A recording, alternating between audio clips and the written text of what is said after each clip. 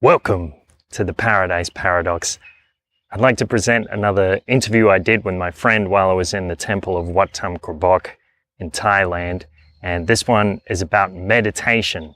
So my monk friend there in Thailand is an experienced meditator. He's been meditating for many, many years. And actually, even his superiors in the temple, the head monks and nuns, normally defer to him when there's a question of meditation.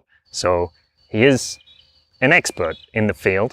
And in this interview, we talk about the different kinds of meditation, some of the breadth of different types of meditation, about active meditation like imagining something, visualizing something, focusing on an image, and passive meditation, letting your mind go where it will, and also about mindfulness meditation, focusing on an action and stacking levels of consciousness on top of each other. So let's get into it.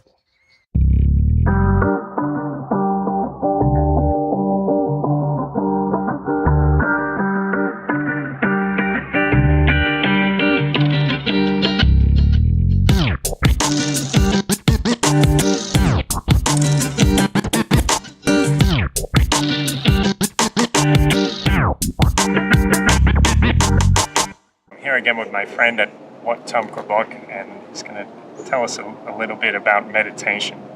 So I've learned a lot about meditation while I've been here, and I remember one of the first things you told me was the most important thing is grit, just sticking it out, staying with it, and that's sorry? Did I say that? Yeah. Is that wrong? Did I misinterpret it? No. I'm not sure it's the most important. Okay. Tell me more. Yeah. It can be the most important thing. I don't have to think up something else that's more important. Yeah. Okay. Well, so that's like when you're sitting down, you get all these distractions in your head, excuses not to do that, or like impulses. I know I always get about after 5 or 10 minutes, I get the idea in my head like I should get up and do something else because this isn't very interesting. And to be a good meditator, you have to like deal with that. Yeah. Apparently, meditation is not interesting. But for me, it is. It's, I don't know, maybe it's a matter of vividness. So, for instance, if you want to meditate on a physical form, you can imagine the face of somebody that you love. That's a legitimate object of meditation. But so for me, if I meditate and imagine a face, I can stare at that face in my mind indefinitely. It's not boring to me. I can spin it around in 360 degrees. I can light it different ways. There's a creative aspect of meditation, I guess, that maybe is the difference initially between it being interesting or not being interesting. But yeah, in my experience, meditation is not dull. Every different kind of meditation is kind of beautiful. I don't know, I guess it's like photography. If you're first getting interested in photography, maybe you have really strong tastes, like, I really like that picture, I don't like that picture, this and that. But after a while, if you like photography, you just like photography. If some little kid wants to show you the photos they took on their iPhone, that would be interesting to you, because it's photographs. So I guess for myself, consciousness itself is interesting. Like my mental screen itself is interesting. So just having the space and the time to look at that without distraction, for me, is very, very pleasant even. It's not an effort to me. And again, maybe it's like jogging for some people. jogging takes lots of effort. It's kind of unpleasant. Yes. But for a jogger, they want to jog. Jogging is the best part of their day. Yeah. So I guess that just comes through having a certain level of fitness. So maybe it's about relative access to the state of meditation or something like this. Mm-hmm. Yeah, it's like there's an initial hurdle when you start. It seems very, very uncomfortable and unusual, and you don't really know what you're doing, even confusing. But once you reach a certain level, I guess that's when you start to get the enjoyment that you're talking about. Confusing. Yeah, I guess. Maybe it's a little bit like a lot of times when we do something, we've done something naturally. At a certain stage, you want to break it down into its components. Like when I was younger, I used to play sports, and one of the sports I played was basketball. And I played it for fun, and I got quite good at it. But there came a time when I wanted to get better in a technical sense. Mm-hmm. So I had to take everything and break it down. Like take my jump shot, break down its elements, and then practice each of those elements, and then recombine it into a new kind of jump shot. And that's kind of awkward because you have a natural way of doing things, which all of a sudden you're trying to change. And at the end of this process, hopefully you have a better jump shot, but right at the start of it, your shot becomes terrible because you've taken out the natural, self-conscious aspect of it. So maybe a similar thing happens with your mind. You start just looking at the contents of your mind. That's really weird. Like it's unnatural, I guess, in a sense. But then once you get the hang of it, or once you get used to it, then it becomes quite natural. And in fact, hopefully you realize that it's something that you do all the time with your mind anyway. There's a big difference between thinking and knowing what you're thinking about, and just thinking and having no idea what you're thinking about. Yes. Often people can't recall their own thoughts, which is really kind of fascinating at how that person must experience moment to moment reality. Yeah. Well, I remember you told me that about this idea of stacking things that you're aware of. So you told me, like, while we're sweeping, I can be aware of the movement of the broom, the sensation of the broom in my hands, and then you can be aware of your breath as well, or aware of maybe the visual field as well. And tell me more about that. Okay, so how to put it? So we'll start classically. So if you look at classical meditation technique, you would start off with, say, a mantra, a phrase that you're repeating in your mind.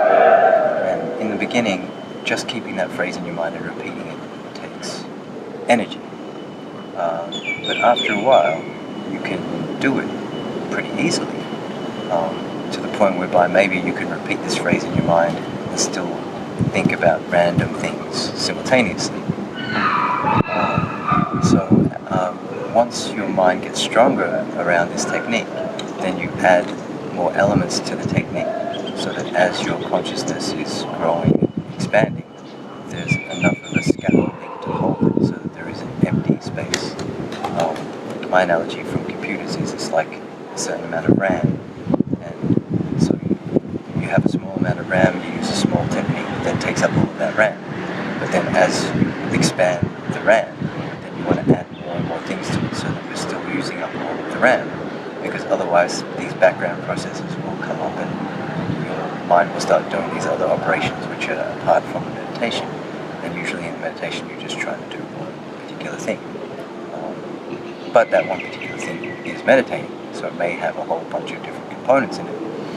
So with this idea of mantra, you might repeat the mantra, but you might repeat it with the awareness of the meaning of each of the syllables.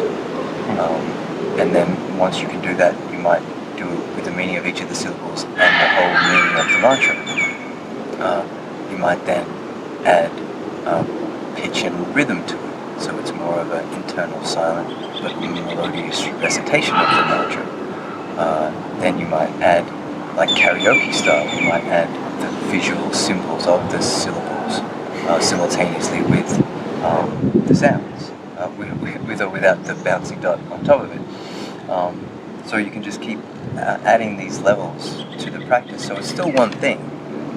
So even when you're sweeping and concentrating on the sensation of the sweeping and your peripheral vision, it's still one thing, but it's one thing which is a combination of many things.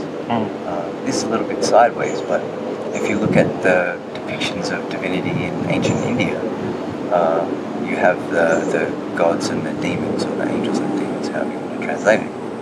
But the images of the gods are always a figure with one head. I mean, it might have lots of faces, but it's one head, but lots of arms. So this is like this style of meditation, like you're meditating, but as you develop, you can hold lots of figures at the same time. Whereas the demons usually have two arms and lots of heads. And so this is like distraction or like diffusion of consciousness. It's like not one-pointed. It's separated, divided. Yeah. Yeah. So this maybe is another way of thinking about meditation. You're just trying to fill up your consciousness, and hopefully your technique, you have enough of your technique that you can fill your whole mind, so that there isn't empty space. Because a little bit of space will have a distracting thought, which will lead to a cascading chain of distracting thoughts. So the more you can fill up your awareness with whatever it is you're trying to do in your meditation, the more protected you are from distraction. But on the other hand, there is the opposite of this technique, which is just let your mind do anything and watch it. So I guess maybe in a sense, you have your meditation object, and then you have your awareness of that object, and these two things are necessary in meditation.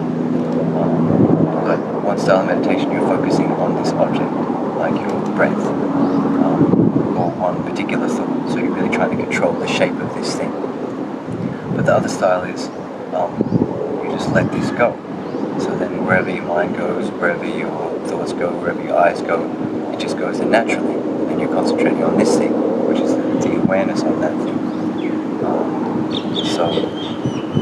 But just being aware of this thing does change the process. Like we have the observer effect, this idea that observing something alters it. So just by observing your mind alters your mind. And if you observe it with a feeling of non-judgment or non-attachment, then it really alters the course of your thoughts as they naturally go. So, the two classical images for these styles of meditation, one of them is pouring oil from one jug into another jug. So it's just this continuous smooth stream of thought into your directed object. The image for the other one is like a ball floating on a river. So it just flows and it just doesn't stop. Like even if you try and get it to be still, it will still spin and move and this and that. And so this is this other style of meditation. One of them you're trying to keep the mind fixed. The other one you're trying to, in a sense, ensure that your mind doesn't become fixed. You don't want to get caught on these loops of thought that are kind of habitual thought processes.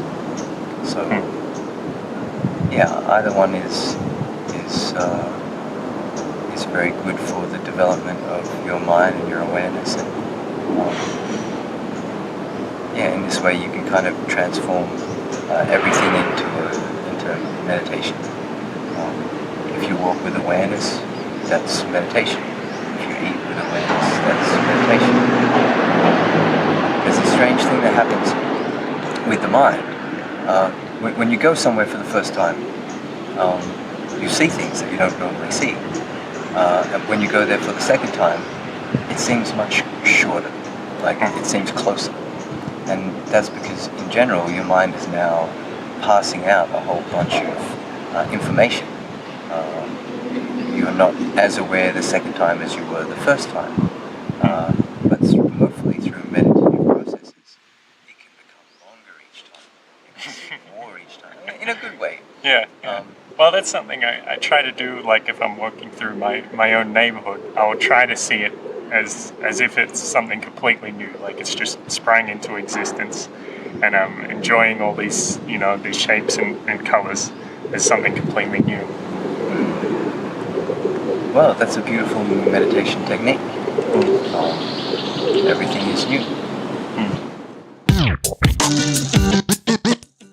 Thanks so much for listening, guys. I wanted to tell you, this is probably the last episode of the Paradise Paradox that I'll produce for a while. I'm going to be diverting my energy into the new project, which is Cryptonomics, Principles of Cryptocurrency and Investing. So I'm in the process now of preparing some notes and videos for the new project, and I'm thinking about how I can make it more interesting, more compelling, and more exciting, more cinematic for the people who are watching on YouTube, trying to put a little more art and creativity into it to make it something fascinating, and trying to build an audience more quickly than we've done with the Paradise Paradox.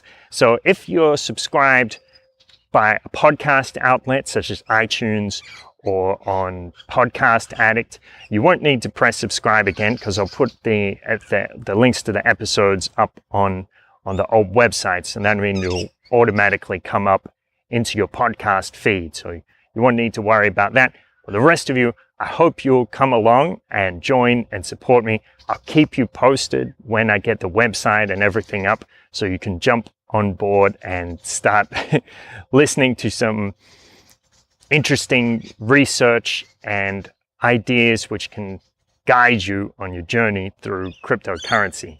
So thanks so much for listening. Once again, remember to stay present and have a great day.